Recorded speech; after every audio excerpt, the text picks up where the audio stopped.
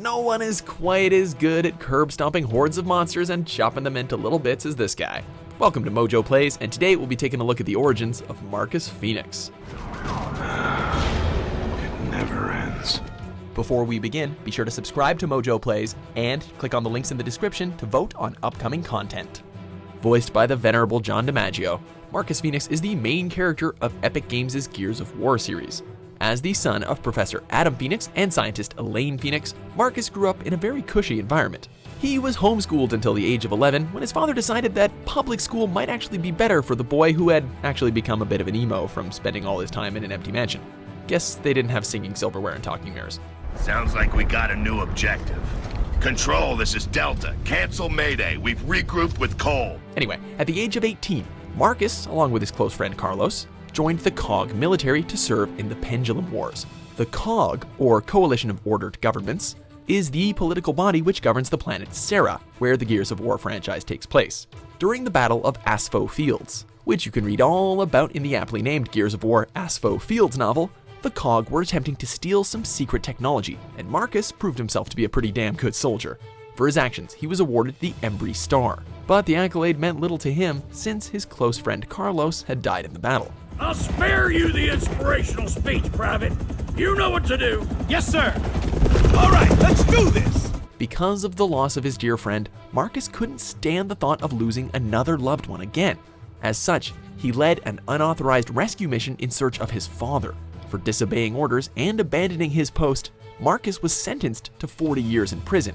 He actually didn't end up staying that long, as it turns out, though. 4 years into Marcus's sentence, a little thing called Emergence Day happened. The Locust Horde launched their attack on Serra from underground caverns and wiped out nearly a quarter of the planet's population. When we're introduced to Marcus in the first game in the Gears of War series, we find him locked in a cell, all alone. They're gone. Hoffman pardoned everybody. Is that right? Welcome back to the Army, soldier. The prison that Marcus Fenix was interred at was also attacked, but luckily his friend Dom led a mission to rescue him. What are friends for if not for rescuing you from a high-security military prison during a war against subterranean monsters, right? Anyway, once freed, Marcus joins Delta Squad and sets out to find the Resonator, a weapon which can hopefully defeat the Locust.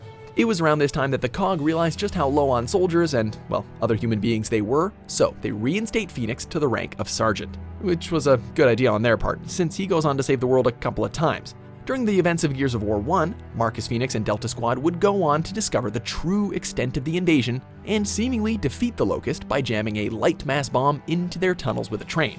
Victory was achieved, or so they thought.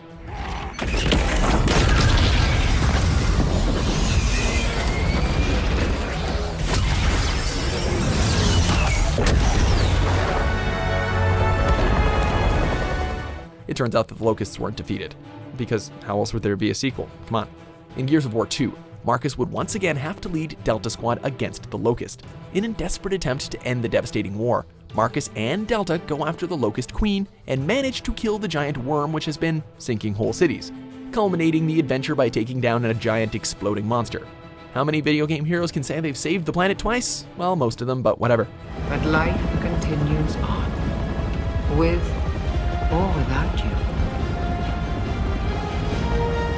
In Gears of War 3, Marcus finds himself facing off against a new threat, the Lambent.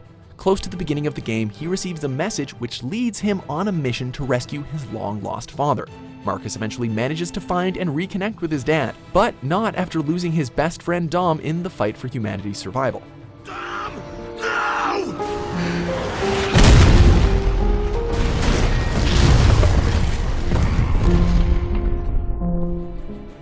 But Dom's death was not in vain, as Marcus and his father are able to defeat all the forces threatening Serra using the Emulsion countermeasure weapon.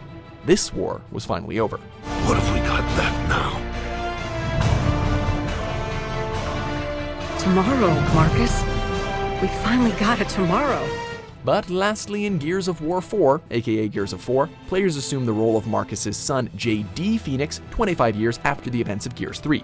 The Locusts have been defeated and humanity have been slowly rebuilding. However, a new threat known as the Swarm threatened the newfound status quo, and JD's friend Kate's mother is taken by them. JD then sets off to find his estranged father Marcus in order to help them take down this new threat. And when we catch up with the grizzled old Marcus, he reluctantly offers to help his son. In the process, Marcus reconnects with Cole and Baird, who were also former Delta Squad members, and together with Marcus and his friends, they destroy the Swarm Hive. There's no telling where the series will go from here, but having Marcus occupy more of a supporting role and having his brash son take the reins of the franchise was definitely a bold move, and one that doesn't seem to not be working. She wanted you to have that. It was my grandmother's. Marcus Fenix is the kind of gruff, no-nonsense character archetype that's become ultra-prevalent in video games. Many people consider him to be one of the greatest characters ever, while others insist that he's kind of a hollow shell lacking in personality. Either way, it remains without a doubt that he is one of the most influential. He is, after all, the main character to Xbox's runner-up for most iconic franchise. And that's not bad, at least he gets to show his face. Yeah, that sounds about right.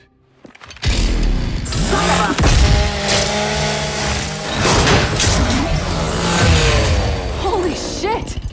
Thanks for watching Mojo Plays. Be sure to subscribe and click on the link in the description below to check out our suggestion page and vote on what content you'd like to see us cover next.